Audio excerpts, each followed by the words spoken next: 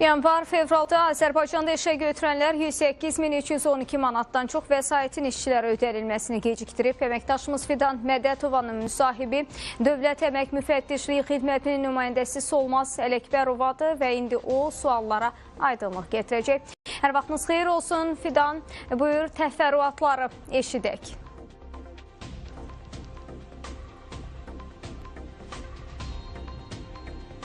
Salam, hər vaxtınız xeyir olsun. Bəli, cari ilin yanvar-fevral aylarında 108.312 manatdan çox vəsaitin işçilərə ödənilməsi gecikdirilib. Bəs bununla bağlı hansı tədbirlər görülüb? Eyni zamanda həmin ödənişlər, hansı növ ödənişlər olub? Bununla bağlı detalları Dövlət Əmək Müfəttişliyi Xidmətinin nümayəndəsi Solmaz Ələkbərovadan eşidəcəyik. Salam Solmaz xanım, biz həmin detalları sizdən eşidəcəyik. Salamlayıram, hər vaxtınız xeyir olsun deyirəm.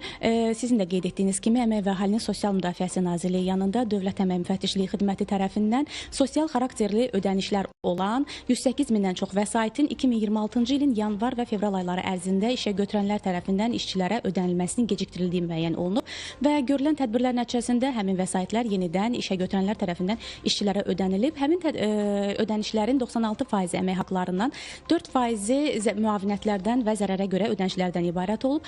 Bundan başqa müraciətlərin araşdırılması zamanı 26 işçinin əmək müqaviləsinə qanunvericiliyin tələbləri pozulmaqla xitam verildiyi də müəyyən edilmişdir və xidmət tərəfindən görülən tədbirlər nəticəsində həmin işçilər yenidən öz əvvəlki işlərinə bərpa olunmuşdur və bununla yanaşı onu da bildirək ki, əmək hüquqları pozulan şəxslərə də biz bildirmək istəyirik ki, əgər hüquqlarınızın pozulduğunu düşünürsünüzsə, Dövlət Əmək Müfəttişliyi Xidmətinə müraciət edə bilərsiniz. Bizim müraciət formalarımızda var. 142 çağrı mərkəzinə yaza bilərlər, dost mərkəzlərinə yaxınlaşa bilərlər və bizə istənilən sosial şəbəkələr vasitəsilə də müraciətlərini ünvanlaya bilərlər.